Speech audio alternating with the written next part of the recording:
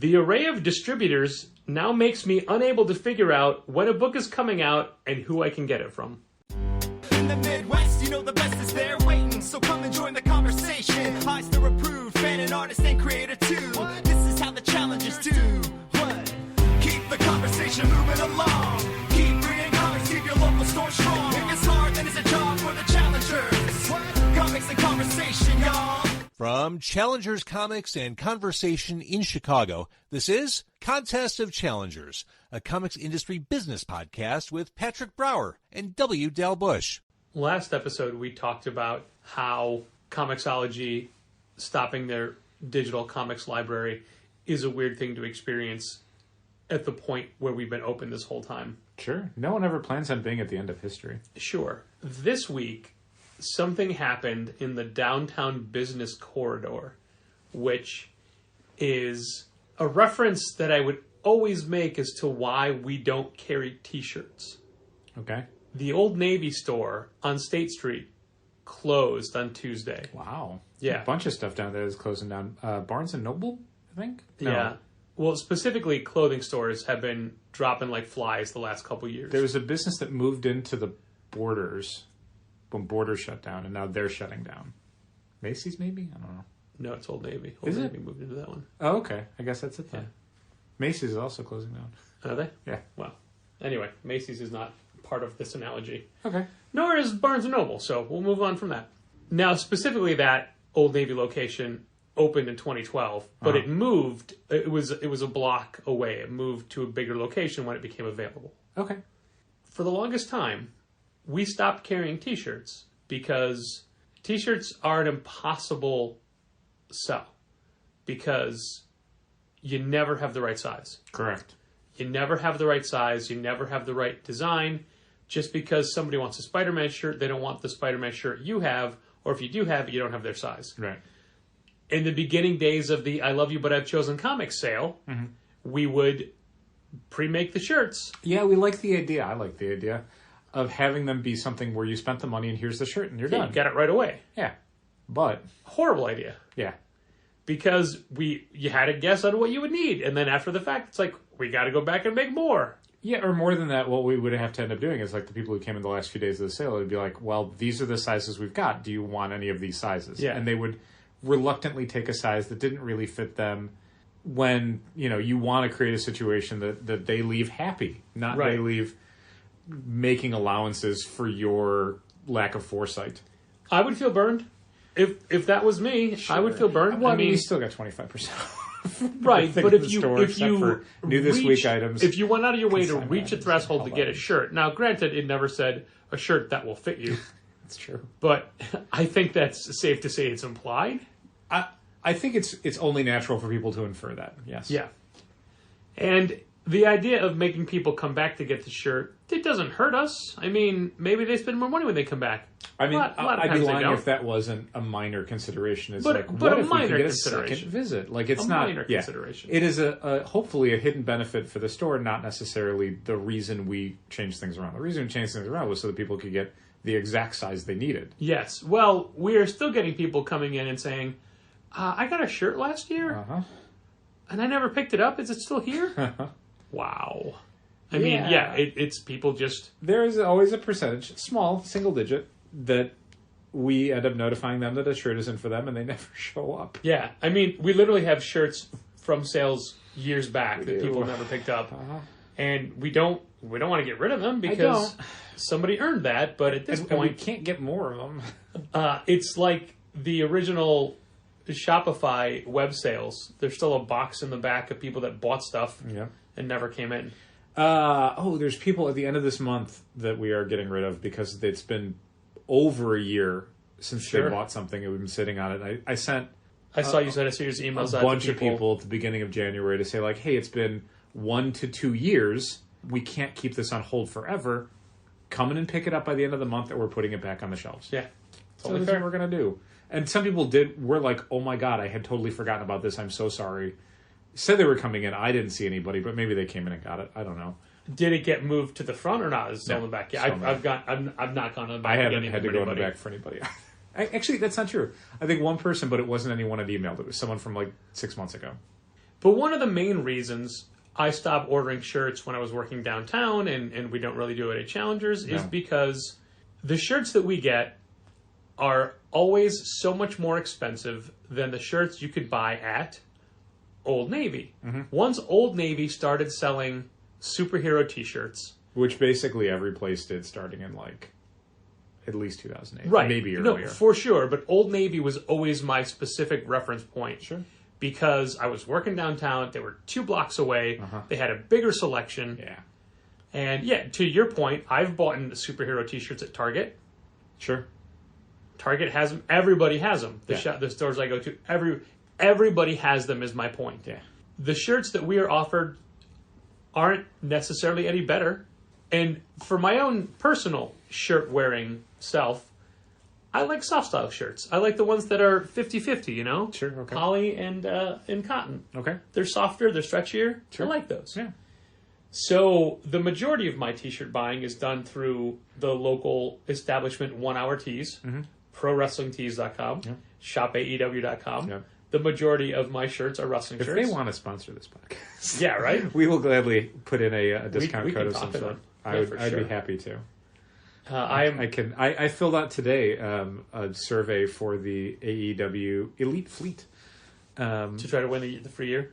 Well, partly you get like $50 credit at shopaew.com, which I'm like, I'd use that. Oh, wow. But the other thing is that I did want to give them some feedback about like, here are the things that I find most helpful in your weekly newsletters, because I did subscribe to them mostly to get pre-sale codes for live event tickets, but also because I am very interested in their product and I want more information about it. Yeah. Not to get too far off the rails, but I had to make 2 business calls today, and each time there was hey, there's a very short survey at the end of this. If you want, I do not. I will never take your surveys. I had to call, not to keep getting off topic, I had to call IKEA yesterday because I needed to stop at one of their stores today, and I did it on a landline, and they're like, oh, there'll be like a short survey, or we can send you a text, but this is only for, you need a mobile number, and it's like, oh, I'm on a landline. I don't have to do this. Ha ha ha ha. I can't. Click. Anyway. One of the things that I had to do, and I'll get back to the t-shirt analogy after this. Okay. There's a few states that had a certain level of unemployment tax that went up by, less than $100 for the year. Well, for us anyway. For us. For Illinois. Yes. For us. And there was a situation where apparently the people that handle our payroll would have taken care of that, but they didn't. And mostly it's my fault because they're also our credit card processor, and that means every single credit card transaction we get, they're one of our processors, is an email saying you got this charge. I don't know if I get those anymore. So what I did was... I get the daily totals. I don't get the individual transactions. Okay. Well, regardless. Anyway. I set up a folder in Gmail and have those automatically open and go into that folder. I missed all of the alerts about this until I just happened to see one today. Okay. The one today was, well, you missed it. You didn't do it by January 31st, 2023. And I thought, I didn't do anything by then because that's Tuesday and it's only Thursday. And then I went in specifically to dig, and it's like, all right, well, for us to have paid it by the 31st, you had to have asked us to pay for it by January 27th. Today is only January 26th. Yes, this seems like a preventable problem. But it's all turned off. Oh, it's no. too late. Oh, no. Can't do it. It's like, fine, I'll go in and I'll pay it. I can pay it myself. Okay. I can't pay it myself because we've never set up an account on that specific federal payment website. Oh, jeez. Fine, I'll set up the account. Oh, you need your PIN number. What PIN number? Yeah, that's unhelpful. So I call them like, I don't have a PIN number. Okay, we can mail it out to you in like 7 to 10 days. I need to make a payment. Oh, I can take the payment over the phone. Great. Yeah, let's do that. Let's do that. Okay, so type. Oh, we see that somebody else usually makes payments on your behalf. That is correct. Okay, well, you don't have a personal account set up for your business for this account, so you need to set that up. Okay, fine. And then it'll take 7 to 10 days for us to mail you out a PIN number. Like, yeah, I need that by Tuesday. Yeah. So, And the joke of this is that this is for under $100. oh yeah, it's a tiny amount. This isn't like thousands of dollars that they have to really fine-tooth comb this to make sure that everything's on the up and up. This is under $100. At this point, whatever work you've put into it and whatever conversation you've had to have on the phone with someone, it's already not worth it. Right. Whatever money they're going to get is don't worry, is below this. It goes more. So I'm sure it they're does. like, all right, it'll take 2 business days to set up your account. After those 2 days, you can call us back, and even if you haven't received anything, we can still say, okay, you did set up your account on these days, and we can make the payment then. I'm like, okay, that would put me at Tuesday, the day this payment is due. Correct. And they said, well, you could always have your bank initiate a wire transfer. And I just went, yeah, okay. So here's what I'm going to do. Because the fee is 0.3%, and as you said, under $100, we're taking the hit. Sure. I'll wait until everything is active. Until the PIN number comes in the mail. And then I'll go to pay it, and then I'll pay the penalty, which on that amount will be a couple of dollars. Yes. But, again, it's my fault because I had my email set to open and move.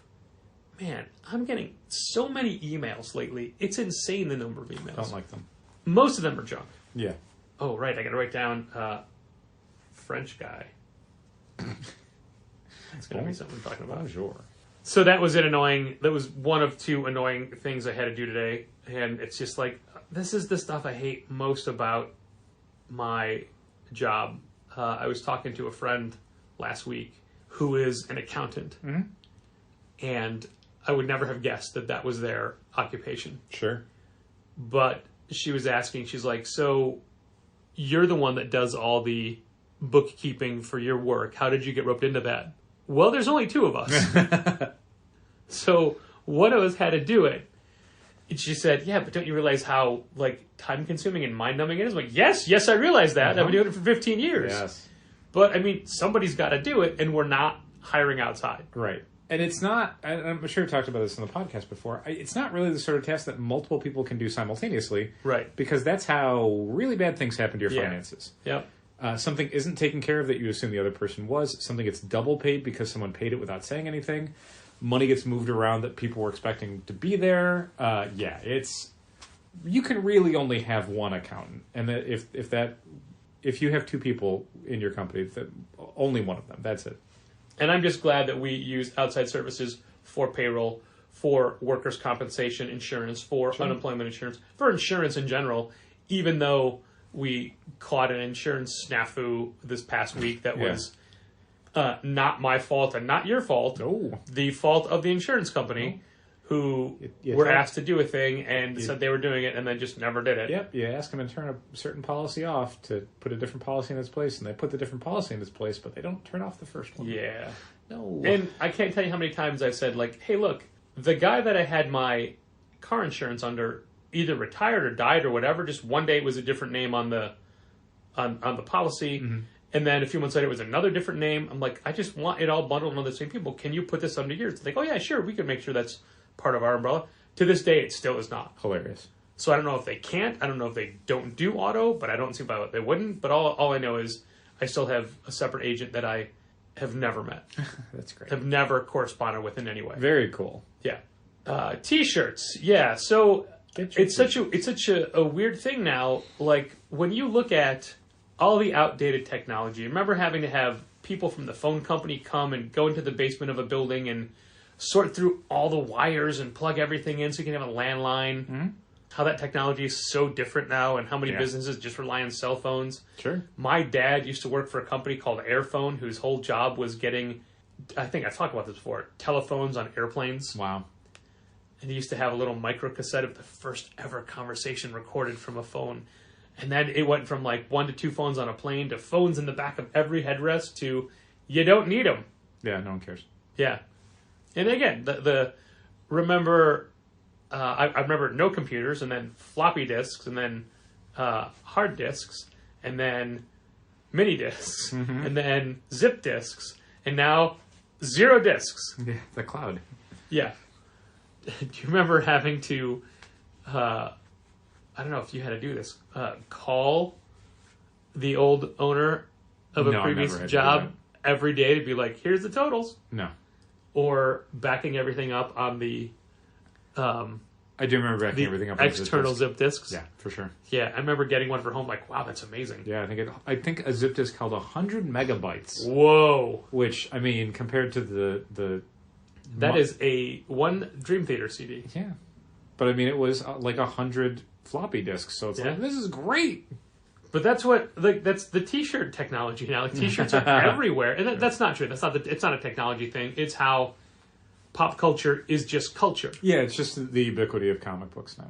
And it's everywhere, and so everybody does shirts. Not only can you get them in any store, they're on every website. There's bootlegs everywhere. There's plenty of artists we know that are getting their stuff ripped off left and right. Gigantic cages at every comic convention. Oh, yeah, for sure. Silent Online, all the different T-shirt places. you can imagine. Yeah.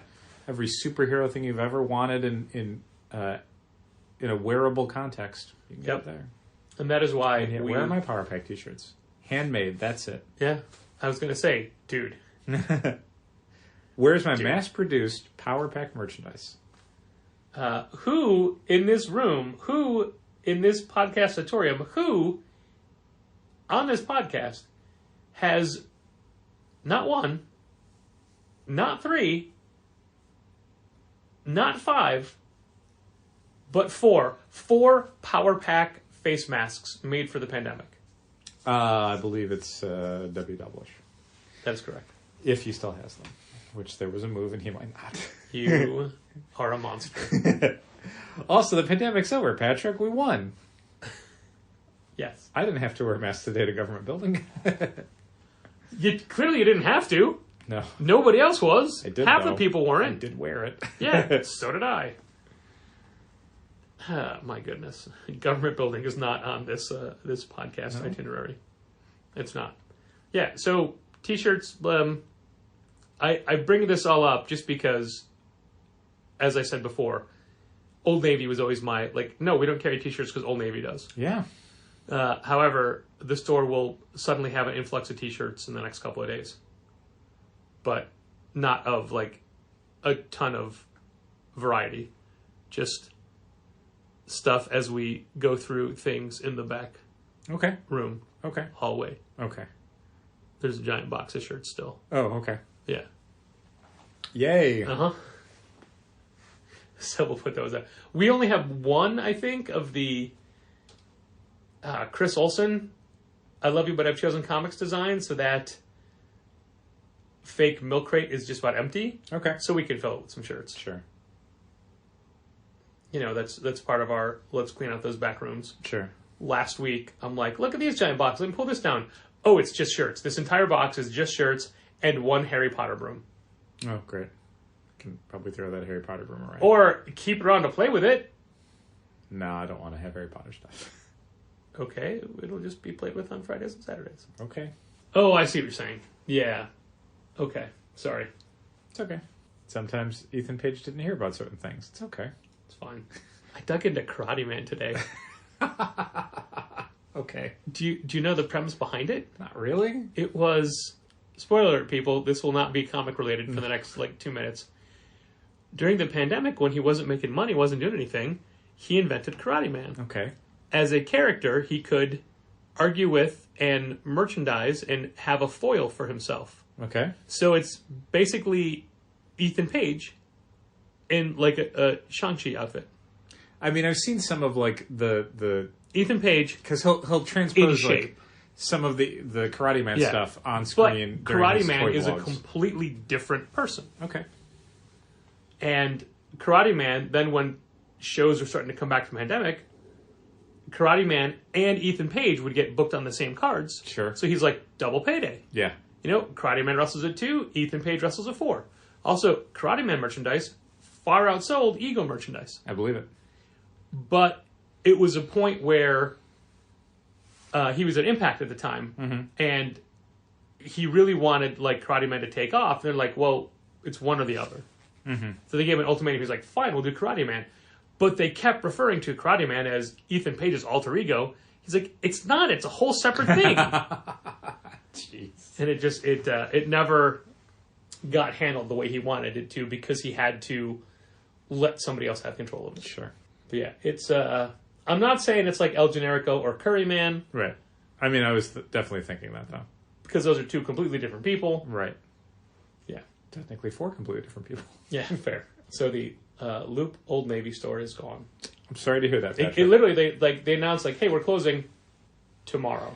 Yeah, that happens a lot. I mean, the way we closed Blue was, we're going to reopen, and then it was like, no, we never did.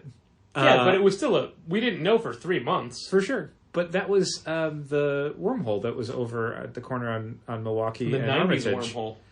Was very much like, we are closed, basically effective immediately. Thanks for everything. We're sorry this happened. Bye. It was like, okay, interesting how that can happen. This has nothing really to do with running a comic shop, but I was talking with someone in the industry this week, someone who was doing me a favor, and they texted to ask a question about said favor, and it was a question I didn't know the answer to. I had to ask somebody else. Mm-hmm. So I typed on my phone, give me a minute, because I had to go text somebody else. Right. I didn't realize my phone auto-corrected gimme to hummus. So I typed hummus a minute. Mm-hmm. They typed back, hummus your time. I saw that and I was so confused. Sure. I had no idea why they texted hummus your time. And I didn't realize until a while later why they did it. Right. And the best part was that for the rest of the conversation, neither of us addressed it. Sure. Well, because to them, it was just like a joke on your screw-up. They didn't know it was a screw-up? They did.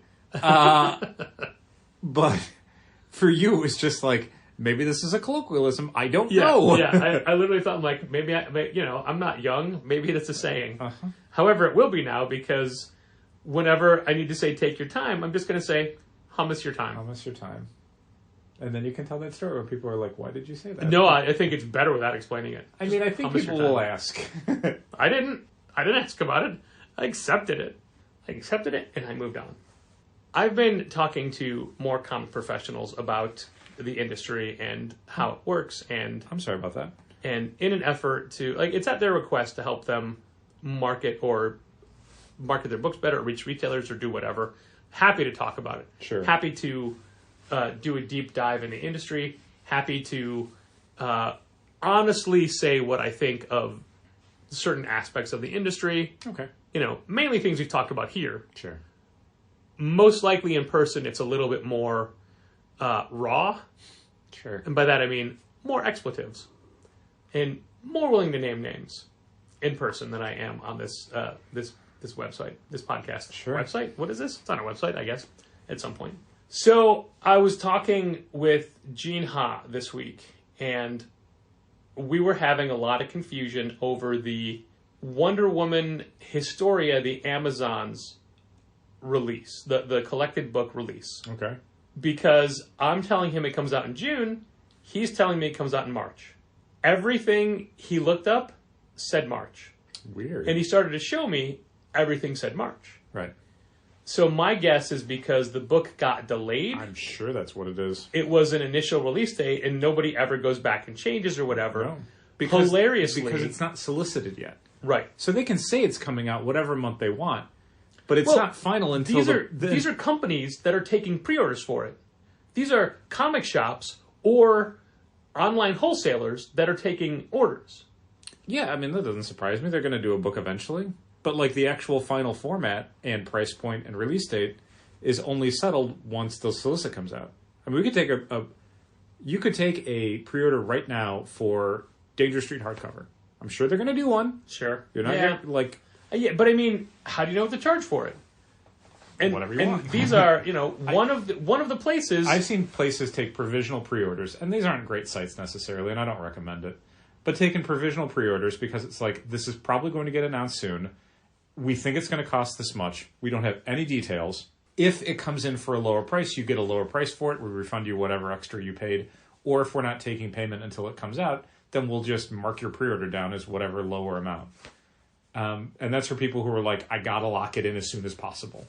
Well, you said these were not great sites. No, the sites that we're talking about are well-respected, established sites. One of the sites he directed me to is DCBS. Interesting. To which I joked and said, and to be fair, it now says that book that you can't order it. Right. But it still has the listing. Sure. And I explained to him how, that's who we get it from as well, Yeah. because they are lunar. It is the same thing. So here's a quote that he gave me that I did not ask if I can put on this podcast. And you already said who it was. I did. But also, Gene is a smart guy. When Gene has a question, he does a ton of research. It's true. So as a result of doing this research, he said to me, I think the most on-the-nose quote for comic book retail today. Are you ready? Ready for it. The array of distributors now makes me unable to figure out when a book is coming out and who I can get it from. Yep. And I said, pal, that is 100% what we deal with every day, and we hate it. Yeah, I mean, just as a by-the-by thing, we recently had someone come in looking for a Dark Horse graphic novel and found out that, it had actually come out last week. It just wasn't one we carried. Now, because it's a Dark Horse graphic novel, we can either get it through Diamond, which is where we would have got it from initially if we'd ordered it on initial order, or we can order it from Penguin Random House as a reorder. The thing is, Penguin Random House doesn't list it as being in stock until the following Tuesday. Even though it came out on the 18th of January, Penguin Random House doesn't release it to their accounts until January 31st. Well, don't forget that Diamond used to always have a week up on... This is 2 weeks. Okay. There have been times that we have gotten in a Dark Horse graphic novel, sold out of it within the week of release, reordered it from Penguin Random House, and got it in almost 2 months later when it released from Penguin Random House. Wow. I don't understand why this happens. I don't understand why there's that much disparity between the direct market and the book market for something. Some of these graphic novels are way more intended for the book market than they are for the comic market. Yeah, I don't understand why people on the West Coast get some books 2 weeks before we do, you know? It's super weird. I dislike it. From the same places. It's just a slow rollout. It happens occasionally. I mean, Jesus, try understanding if or when Last Comic on the Left is coming out. Yeah. Did it ever actually come out? We still don't know for Can't sure. tell you. Not sure. According to PRH, came out months ago. According to Diamond, coming soon.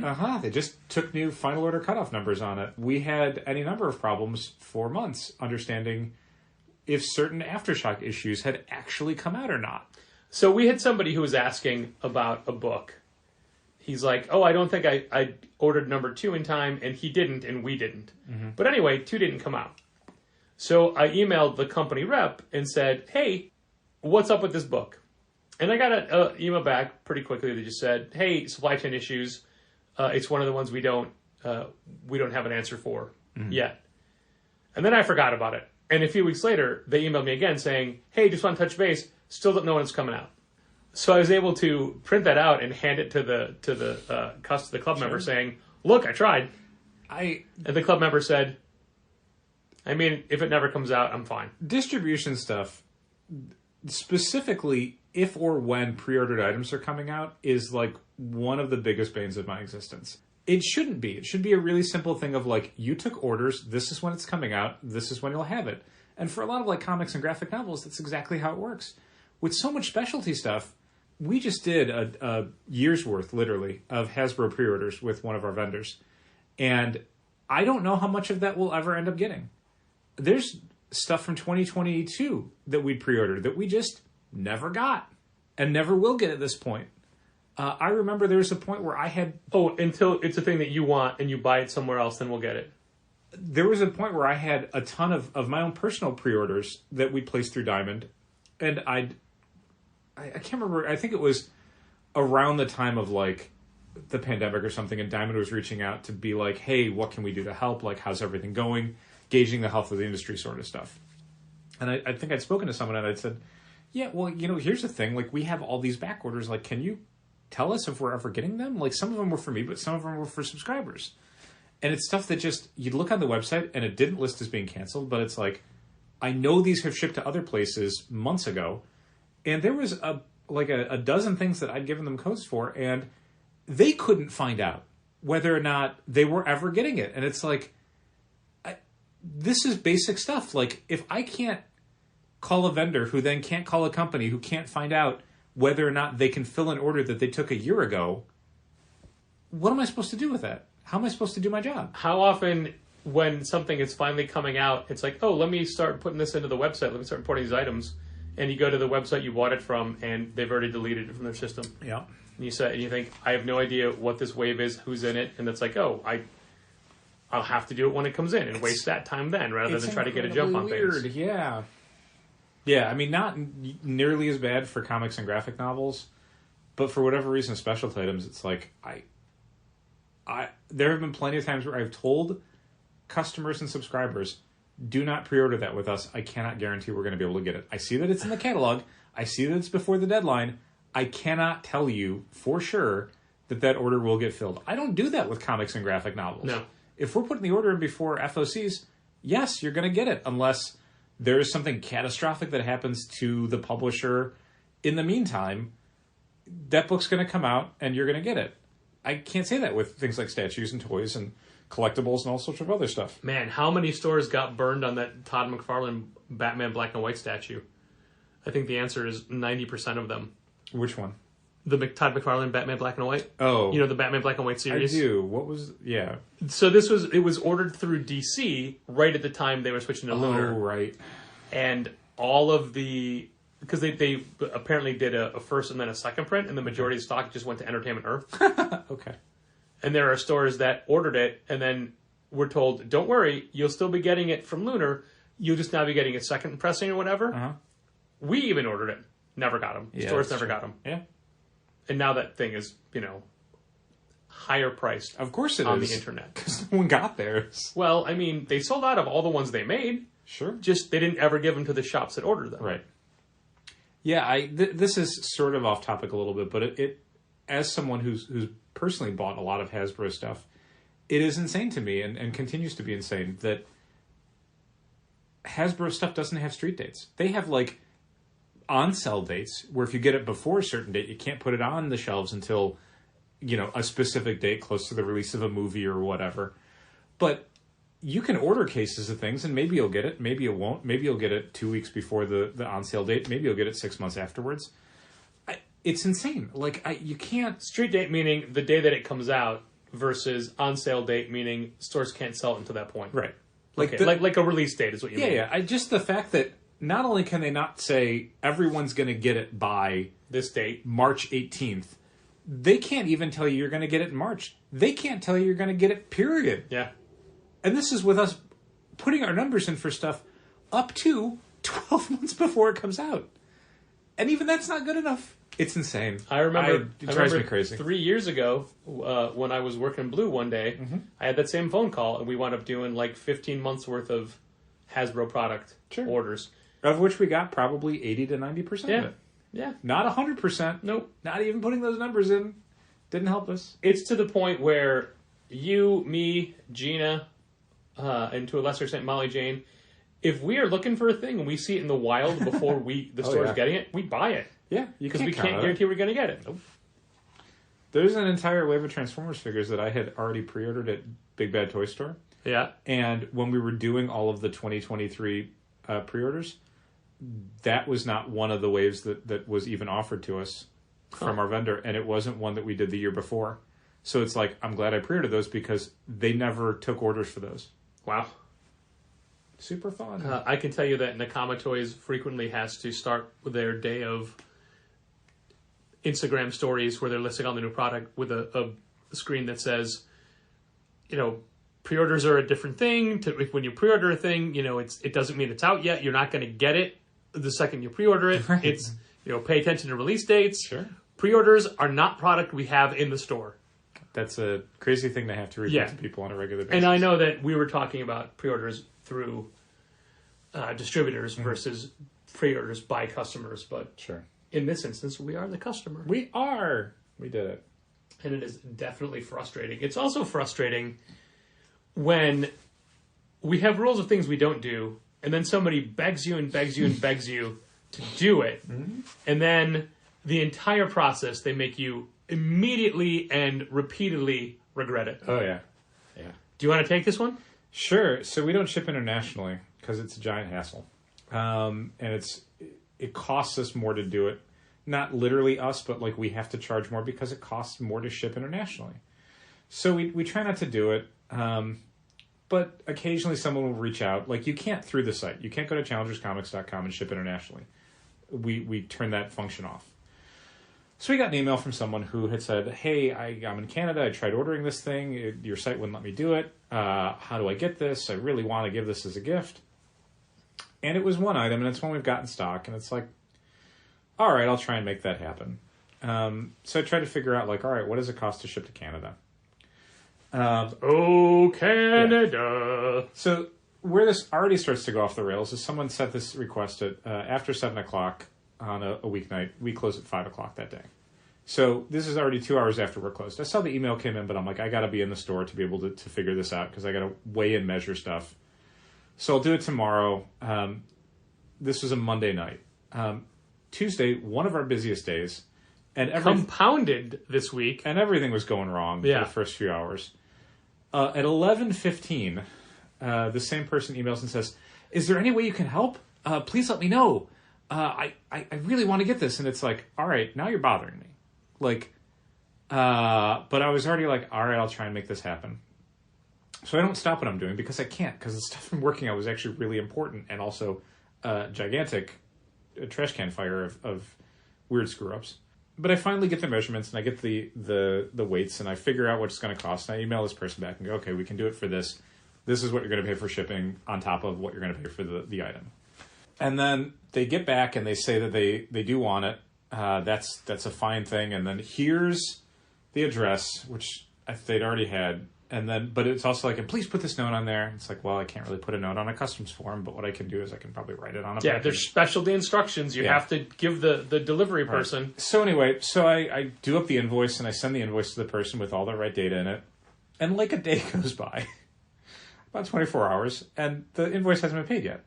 And then we get an email. The person, frantic, is it going to be sent out? Like, I need it by this day. Where's the invoice? What's going on? And it's like, well, by this point, I was working on something else. So I had Molly Jane jump in and send a response. It had to be Molly Jane. Because Patrick's response would have been, we're done. Yeah. Order's canceled. Patrick was already, even just on the periphery, well fed up with this. So Molly sent an email back saying, we sent you an invoice. You didn't pay it. You didn't pay it yet. That's why we haven't sent it out yet. We did not. She did not say dipshit. Well.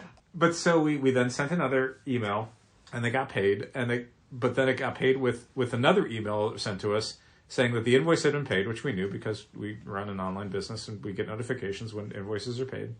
But also that, what was it? Please could they be let know when it's shipped out and when it's going to get there, and basically all the tracking information. No, they want a new invoice with a bag and a board. Right.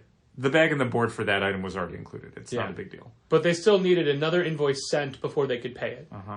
Why? The one from yesterday is, did you click the link? It's the same link. Yeah, but fine. So we resent it. And then they wanted to know when it was going to be shipped out and when they were getting it, et cetera, et cetera. Give me the tracking and make sure you put this note on it that says you have to blah, blah, blah. And all that stuff got automated. But it was a situation where we were kind of doing someone a favor and, like Patrick said, immediately and consistently regretted it. Definitely served as a reminder of, like, just say no. This is a thing that we have a real tough time with. And this is going to sound, hideously grandiose. We have a hard time saying no to people and not trying to make things happen. When someone makes a request like that, we should just say, no, we have a policy for a reason. No, we don't ship internationally. I know you want it. I'm sorry, we're not shipping it out. If you can have it shipped to a U.S. address and that person can ship it to you, great. But instead, we kind of bend over backwards to make it happen. And then as a result, get incredibly frustrated. And I don't need one more frustration in my life. No. Certainly not my work life. Less. So that was a neat reminder on the reason why we have these policies. And that the policies are only valuable if we stick to them. Along those lines, we stopped doing consignment books at the start of 2022. Yes. And now we judge books on a case-by-case basis. Right. A few weeks ago, someone came in looking for a supply solution for a book that they're making. And I had to do a lot of explaining what different sizes are and how each company calls something different, and figured out what they needed and sold them some supplies. And then we were out of what else they wanted, so they had to wait for more to come in. Fine. But it was a fine conversation. It wasn't like I wasn't being hassled. It wasn't like they weren't understanding. It's just a lot of information to take in when you just want, well, I want this thing. Okay, but this thing is called a different thing everywhere you go. Sure. Fine. So they came back to get more, but they also brought a copy of their book. And they really want us to carry their book. And they gave me a copy of the book while they were looking around. Okay? And I read the book. And the book is, it's fine. Mm-hmm.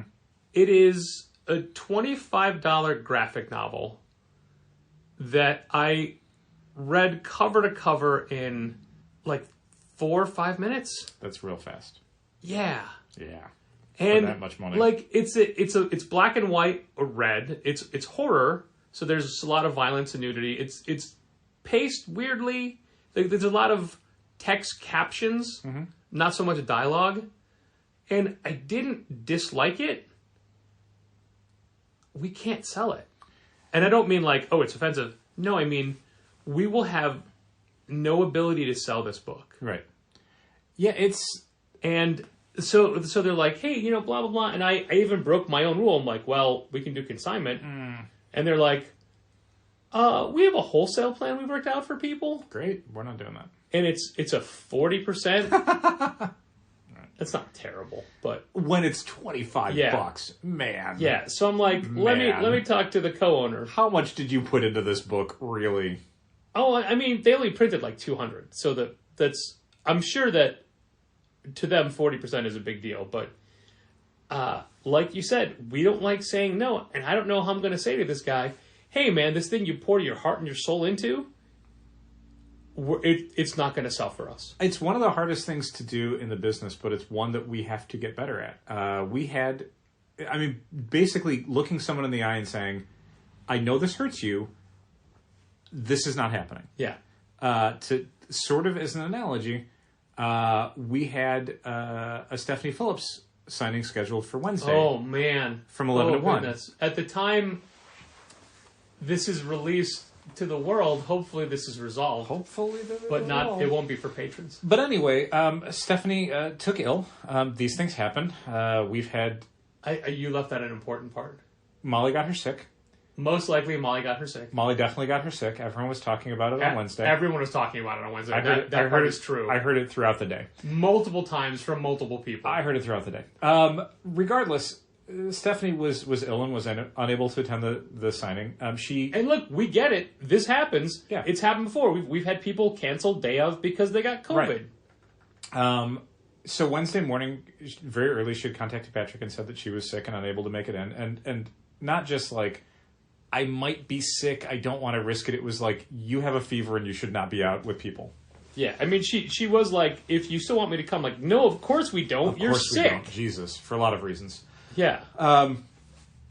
So very early in the morning on Wednesday, Stephanie was forced to cancel, and Patrick, rushed to update our social medias to let people know that this was a signing that was going to have to be rescheduled. It's rescheduled for Sunday. Right, Sunday from noon to 2. Yeah. And so Patrick did, what post did you do? Instagram, Facebook, Twitter. I had to change the Facebook event page. Okay. I had to. I made a quick graphic while I was still in bed to put up, but then I accidentally put Sunday, January 25th, which is Sunday, January 29th. And so that had to get changed. Once I got to the store, I had to get changed again. Right. Change the actual flyer to the right dates, put that back up, put that on Instagram in the story and as a post. Yeah, and when we got to the store, we took apart the signing table that we'd already put together. We took all the flyers down. We put one flyer on the door that had the adjusted date and time. Right. So we did everything we thought that we needed to do. The thing is, we still had a couple people come in who had not gotten the update. Also, it's my understanding that when you change an event date on Facebook, it alerts everybody who clicked, yes, I'm going, to say, hey, it's a new date and time. Sure. But the problem we're always going to have with any event is that when it changes at the last minute, you can't contact everyone. Right. For a lot of reasons. You could update it on Facebook and someone could get an alert, but what if they don't check their Facebook alerts for a few hours? This came together very rapidly. So if you're someone who maybe doesn't immediately look at those as soon as they pop up, or if you're someone who wasn't on Twitter, wasn't on Facebook, wasn't on Instagram, then you're going to fall through the cracks, and you're going to show up, and we're going to have to look you in the face and say, I'm sorry. I know you drove out here. I know you might have planned on this. This is not happening today for reasons out of everyone's control. We're sorry. And I had to do that to multiple people. I had to look them in the face, and they were unhappy. And it's like, I get that you're unhappy. I'm sorry that you weren't notified. We did everything we could. This is what happened, and I'm sorry. And that's not fun to do. That's a real lousy part of any job. Yeah. But you have to do it sometimes. There's nothing I could have done for these people. It was unfortunate. The end. And that's kind of the same thing for telling people that we're not going to carry your book. Is having to look at them and say, thank you for bringing this in. I'm sorry, this is not a book that we're going to carry. It's not the end. One guy insinuated that you should have emailed him personally. I don't think he meant specifically that I should email him. I think he meant more that we should have sent out an email blast to everyone letting Stephanie to reschedule. Who is everyone? And also, even then, even if you do that, well, how rapidly are people going to check their emails? Right, but also, all of our emails are either to our subscribers, right, who this person was not one, right, or our weekly email newsletter, which we're not abusing the like, that is everything coming out this week. That's the important thing, is the new releases. Yes. Events are in there. Do we need to notify over 1,000 people that we are rescheduling a Stephanie Phillips signing that maybe 2% of them are actually going to show up for? Well, they all were notified today. Correct. About the change of when the next email went out. Yes. What was that word I couldn't say yesterday? Colloquially. I got it. Yeah. You were really struggling with that during Rampage, I think? Yeah. Dynamite. Dynamite, thank you. Colloquially. See, I can do it. Now you can. Colloquially. Yeah, it's fine. See? Yeah. Just a regular word. Also, I don't know what's going on, but I have more of a later in the day voice going now. You do, it's true. Yeah. Well, ever since, I was out late Friday and Saturday, it's been rebounding slower. Interesting. That's fine. Did Molly get you sick too? No, because I've known her for 18 years. I'm immune to all her. Yeah. Mm-hmm. But I mean, someone like Stephanie, who just met her. It's true. It's fair game. No defense against Molly Jane's viral status. The weird thing about the Stephanie signing is that it was Boom who approached us, and we talked, it was all done through them, yet we are friends with Stephanie and talk to Stephanie fairly regularly. Yeah, Stephanie had sent us stuff in promotion of the Wonder Woman Evolution miniseries that she was doing. Harley Quinn. When she's taking up Harley Quinn. I thought she sent us stuff for Wonder Woman, though. She sent us cards and stuff that we put out. Oh, yeah, that's true. But she sent us a store video for her writing Harley Quinn. I was thinking about the cards. Fair. That's fine. See, she's done multiple things for us. She has, it's true. And, literally, then, 2 weeks later, she messaged me and said, am I doing a signing? The funny part about Boom reaching out to us for the release of the Grimm Volume 1 softcover is they did it to target the book trade version? Not the Discover Now edition, which is the comic shop version? That we'd already had when they'd reached out to us to do a January event. Is okay, sure, but this book's already out. But sure, yeah, whenever. That's why most of the time we just go straight to the creator themselves. It's true. That said, occasionally I'll see publishers or distributors put out Idlewise stuff.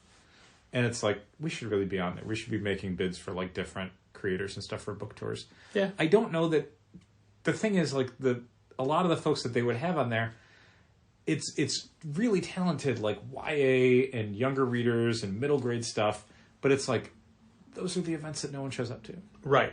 And we talked about this before when we had Dan and Jason for Blueberry and Pancakes and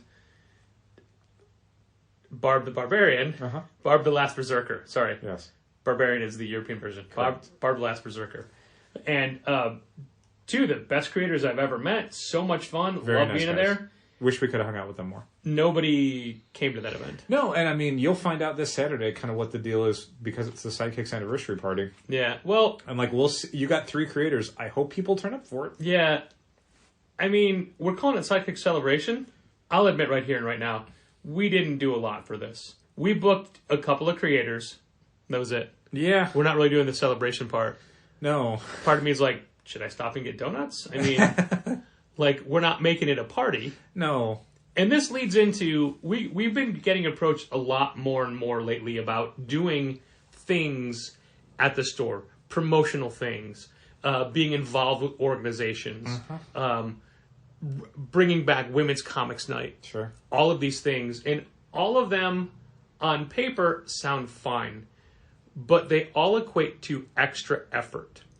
And what have we learned about extra effort over the years?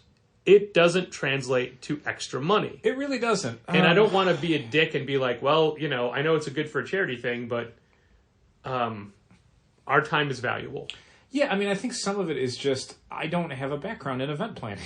So when Right. it's like, throw a party, like, I don't even like going to parties. Like, Yeah. why would I be good at planning a party? Like, literally, earlier today, I was going to say, all right, so we have got the 15th anniversary party on the books. We've got a couple things doing. What else should we do? And I'm like, don't ask him. Like, things like signings, I understand the value of that. And I wish we had a way of making a better financial case for having more signings in the store, because I love doing those. I love being able to say, oh my God, we're going to have this creator in signing this book. And it's like, I get excited about that personally. Like, I think that if I was someone who shopped at a store, I would be like, oh my God, I can't believe the store keeps bringing out these cool people for me to like meet and get my book signed and whatever. Like, And I know we're doing our signings at 11 o'clock on Wednesdays, but that's when we're the busiest. yeah, that's when we can catch the most people. Yeah, really. If we went to doing signings back at 5 to 7 on Wednesdays, it'd be most likely a huge waste of the creator's time. Oh my God, those are like two of our most dead hours of the day now. Yeah.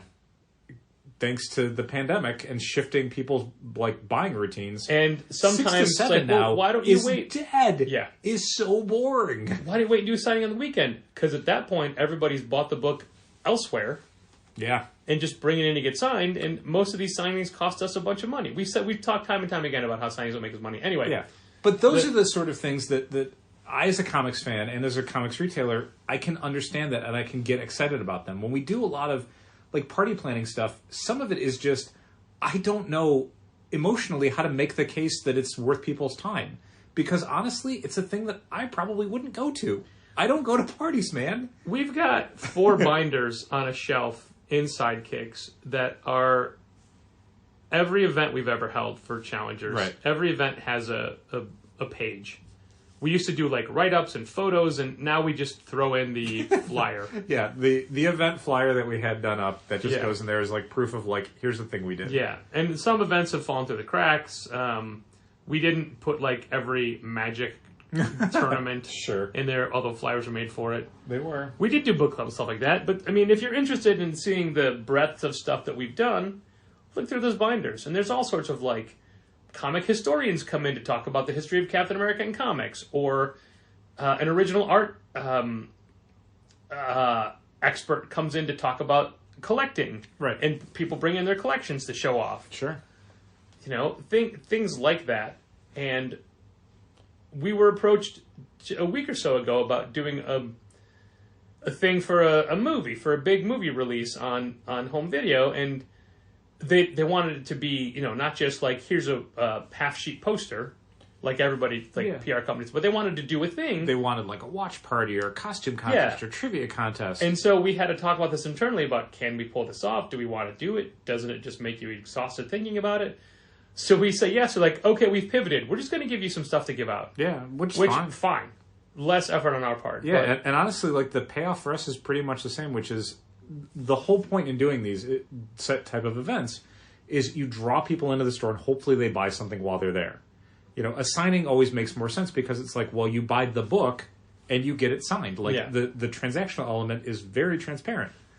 With like throwing a party or having a discussion or whatever, it's like you hope that people just being in the store will find something to buy or get excited about the products that you have to sell.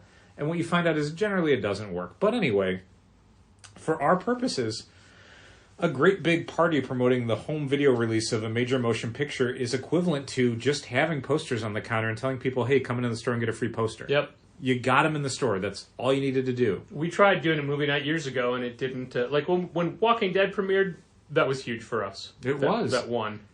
It only ever works one time. Yeah. Every party we've ever done. Showing the Grant Morrison documentary, fine, that worked. Movie theater stuff, over it. Yeah, But anyway, I want to jump back to saying no to people. Right. Because, look, we've both been doing this a long time, and while we often can get excited for a book that we can't really get people interested in, sure, we usually know when something is good. Or, more than that, we know what we can or can't sell. Right. So if we're telling you we can't sell your book, we're not saying your book is bad. We're saying we can't sell it. Yeah. But at the same time, we go out of our way to recognize new talent and new creators, and we talk about every year at C2E2 walking around trying to find somebody new. Sometimes we get excited for somebody and they don't land in the store. Right. You know, for every Rachel Bard, there's, you know what, I'm not going to name names. Nope. Don't do that. But it's still people we're excited for. Sure. And there's a, as the years go by, I think it's harder for me to find new up-and-coming artists because of the age gap and because I'm not in those circles. They're too old. Yeah. Yeesh. But if anybody saw this story on Instagram, and we do a lot more Instagram stories than we do posts, a couple back in October, Dal and I went into a superhero-themed art show way south side. Yeah. And saw a bunch of fun art and talked about it on the podcast. And then one of those artists, the person we bought artwork from, is actually local to Challengers, had some stuff that they put online. I'm like, I'm going to buy a piece. Yeah. And came in and showed me a bunch of stuff they're working on. A lot of it's comic stuff. I'm like, oh man, I'm excited for Jetty Lewis's work. Jettila Lewis on Instagram, JETTILALEWIS. Jetty is what I call her. And I'm more than happy to be like, hey, look, here's an up-and-coming person you're going to want to know. Right. And in the future, they're going to be a big deal. Right. Like, we will always promote the people that we think are going to make comics better. Sure. But it's always hard to look at someone's work and have to say, you know, as a That's store, not this you. is not right for us. Yeah. Like, especially when someone's like, oh, I've always wanted to have my book in a store, and oh man, Challengers meant so much to me, and it's like, thank you, I can't just I can't just buy the book because you have a good story. And like, this I need other the book to person be able was to like, sell. you know, what about just 2 copies? It's not Hey. worth it. I've got shelves full of books that we bought from people who are our friends. At this point, we're just talking about charity. That's Yeah. all it is. Yeah, and I don't know how I'm going to say no to this person. Right. Because Blame I know it on me. but I know no matter what. I fought for you, buddy, but Dal. These two. Jesus. What I'm telling this person is, or I'm sorry, what they're going to hear is, this store sucks. They don't believe in me. Never shop here again. If that's the way they take it, there's nothing you can do about it. I can't just give money away Right. to assuage someone's ego. I mean, that's just... When you are producing art, okay, and you're trying to sell art, not everyone is just going to be like, oh, great job, buddy. Yeah. Like, some people are going to look at it and go, no, thanks. If this person is going to have a hard time hearing no from us at a store, they're going to have a tough time at every comic convention they ever table at from now until the end of time. Yeah. Yep. I'm sorry. People are going to say no. People are going to say no because they don't like it, or it's not for them, or they can't afford it, or they don't want to know about it, or whatever. You looked at it, you're judging it on the merits, and you're saying, this is not a product for us. Cover. Yeah. If that was listed in previews, I would have glossed right by it. Sure. And we do. I mean, there's multiple catalogs every single month that we look at, and we just move right by certain products. You have to be able to miss it out. I'm sure people worked very hard on them. I'm sure they tried their best. And for us, those are things we can't sell. I tried my best, but I guess my best wasn't good. And I don't even know what that song is anymore. I just keep singing that song. Sorry. It's from the 70s, 80s. Oh, okay. I don't know. Now we're at the stopping point, but I got Yay! two more things. Thanks for listening. I think one of them is going to get bumped to next week, and that was and I know you're most disappointed about this because we talked about it this afternoon. My winger analogy. Oh, nose. Luckily, you'll still be listening to Winger next week. Yeah, so don't worry, fine. that'll keep. As homework, everyone listening should go grab either, I don't know, Karma or You've been listening to Karma a lot. Better Days Coming. Listen to that a lot as well. If you have Spotify or Apple Music, whatever, put on those. You'll get what I'm talking about. I mean, you won't have all the tracks off Karma that Patrick listens to. That's true. And that is the point.